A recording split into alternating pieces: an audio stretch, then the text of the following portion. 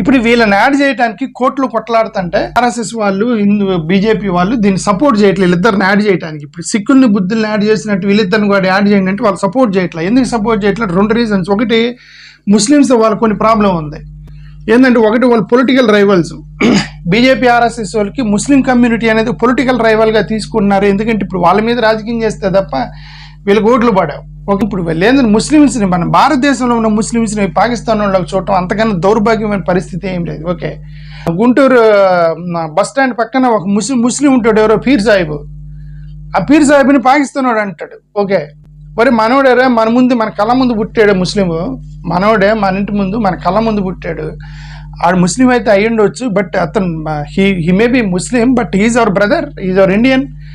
Okay, అది లేదు. ఇదేంటంటే పొలిటికల్ అపోనెంట్, వాళ్ళు ఏంది అపోజిట్ చేస్తున్నారు. ఇది పాకిస్తాన్ అనేటువంటి. సరే, ఎక్కువగా ఈ టెర్రరిజం జరిగిన ప్రతిసారి బలవుతుంది. ఆ ముస్లిమ్స్ వాళ్ళు ఎంచుకున్నటువంటి టెర్రరిజం అనేది ఒక పెద్ద ప్రాబ్లం. ఈ వాళ్ళు ఎక్కడంటే అక్కడ బాంబులు పేల్చినప్పుడల్లా ఎక్కువగా సఫర్ అవుతుంది, చచ్చిపోతుంది హిందువులే.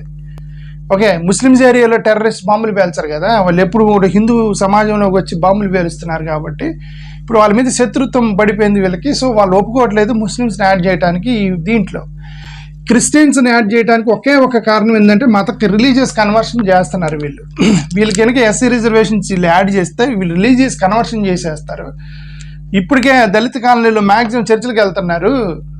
వీళ్ళని కనుక వదిలేసామంటే ఇప్పుడు మొత్తం దేశం మొత్తం క్రైస్తవులుగా మార్చేస్తారని చెప్పి భయంతో వీళ్ళన్నీ యాడ్ చేయట్లేదు. ఈ 2 కారణాలతోటి వీళ్ళిద్దరిని యాడ్ చేయట్లేదు. వాళ్ళు చాలా కారణాలు చెప్తున్నారు. ఇప్పటికీ చాలా కోర్టు కేసులు, రంగనాథ్ మిశ్రా కమిషన్ లాంటి వాళ్ళు, పెరుమల కమిషన్, ఇది చాలా కమిషన్లు వేసి కమిషన్లతో కాలయాపన చేస్తున్నారు తప్ప వీళ్ళిద్దరిని యాడ్ చేయట్లేదు.